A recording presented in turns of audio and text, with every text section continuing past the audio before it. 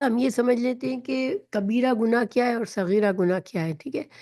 دیکھیے علماء نے بہت اس سلسلے میں باتیں کی ہے اور اپنے اپنے اجتہاد سے بتایا ہے کہ یہ کبیرہ گناہ ہے، یہ صغیرہ گناہ ہے، یعنی کبیرہ صغیرہ گناہوں کی تعریف بیان کی ہے، ٹھیک ہے؟ لیکن ایسے نہیں ہے کہ کوئی حدیث یا قرآن کی آیت میں لکھا ہوا ہو کہ یہ لسٹ بنی ہو کہ یہ گناہ کبیرہ ہے، یہ گناہ صغیرہ ہے، ٹھیک ہے؟ تو گویا کہ کچھ ہم علماء کے اگر اقوال ہے اس سے ہم دیکھیں تو ایک اجمالی طور پر ہمیں ایک نقشہ ذہن میں بنتا ہے کہ نمبر ون، وہ سارے گناہ جن کی خاص طور سے وعید آ گئی قرآن میں، رسول اللہ صلی اللہ علیہ وسلم نے حدیث میں ہمیں ان گناہوں کی سزا بتائی، یا قرآن میں سزا بتائی گئی، یا وعید دی گئی، یا سخت عذاب کی اس کے اوپر وارننگ دی گئی، تو وہ سارے تو بلا شبہ گناہ کبیرہ میں شامل ہوتے ہیں۔ لیکن کوئی بھی اصل دیکھا جائے تو کوئی بھی گناہ صغیرہ نہیں ہوتا ہے، کیونکہ اللہ سبحانہ تعالیٰ کی جانتے بوجھتے نافرمانی کرنا تو یہ ہمیشہ ہی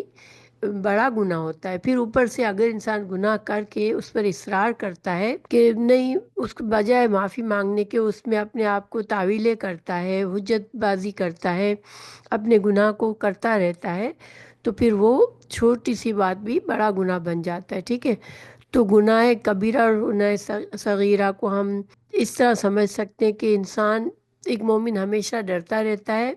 جو کام بھی اللہ کی نافرمانی کی ہے ان سے بچتا ہے، لیکن انسان کے ناطے، انسان ہونے کے ناطے انسان سے مسٹیکس ہوتی ہیں، گناہ ہو جاتے ہیں، تو اب جیسے ہی گناہ ہو، کوئی احساس ہو کہ ہاں مجھ سے گناہ ہوا ہے، تو مومن کیا کرے کہ فوراً اللہ سے توبہ کر لے، یا وہ اللہ کا ڈر اس کے دل میں ہمیشہ ہو، اسے بعض اوقات احساس نہیں ہوا، گناہ ہو گیا، تب بھی ایک نیک انسان ہے تو اللہ سبحانہ تعالیٰ اس کی اس طرح جو غلطیاں اس سے ہوتی ہیں، جو اس سے چھوٹے چھوٹی لا علمی میں یا ناسمجھی میں یا بغیر ارادے کے گناہ ہو جاتے ہیں، تو ایسے گناہ جو ہے وہ ہمارا کوئی بھی نیک عمل کرتے ہیں تو پھر